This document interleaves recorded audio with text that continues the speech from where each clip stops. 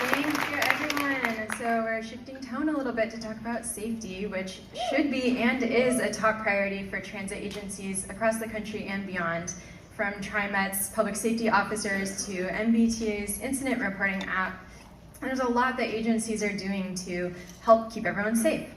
But today we're going to talk not about what agencies are doing, but about the role you and I play as riders.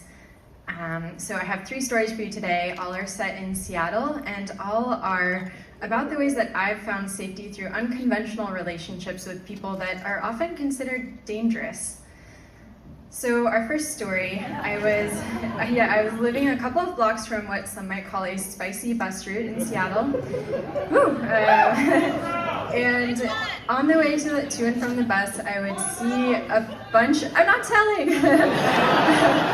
I would see a bunch of interesting characters. The most frequent was a man I'll call Aaron. He had a physical disability and spoke with an accent, and we developed a friendship. He was usually pretty coherent, but every once in a while he would not recognize that I was there, most likely on drugs. But I always felt safe around him. I never felt that he was aggressive or dangerous. In fact, one day there were a bunch of other guys around him, and some of them started to verbally harass me, and Aaron stood up for me. He told them to back off. He knew me. He said, "Leave her alone." And so, that's right. And so I was able to walk home safely, and I was really grateful to have Aaron as my neighbor.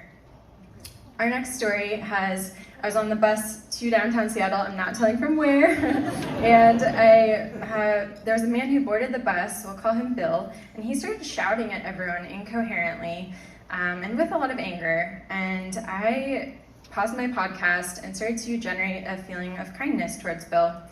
And somehow he calmed down and he came over to me and started talking to me, and he asked if I had any siblings. I asked if he had any siblings. We had a pretty simple conversation, and he got off the bus without incident. So when I was getting close to my stop, I walked to the front of the bus, and the operator asked me, he said, "This man is always getting on the bus and causing a commotion. What did you do to calm him down?" And I said, "I just treated him like a normal person." Yeah, that's right.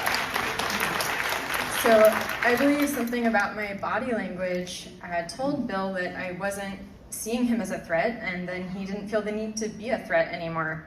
So the Crisis Prevention Institute says that the more a person is in distress, the less they hear your words and the more they react to your nonverbal communication. So when he usually sees people shrinking away from him and avoiding eye contact, it reinforces this sense that there's something wrong going on. He's scary. So our third story was in the International District of Seattle, and I did tell you where that time. I was waiting for the bus, and a man came up to me. There were 3 other people waiting at the stop, and he started to make comments about my appearance and walk aggressively towards me. So at first I moved behind the other people to try to block him, but it didn't work. So I had to tell him loudly and firmly, "Sir, I'm not interested." And he got the message. He backed off. And he walked away in the other direction, and all of us could move on with our day. And this shows a different kind of compassion. It's setting a firm and strong boundary, and it allows that person to act on their best behavior. In public transportation, we often think about safety as there are these dangerous people, and they are going to cause a commotion and make things unsafe for everyone. That's one way to look at it, and it's true that people do commit violent crimes, and I'm not discounting that at all.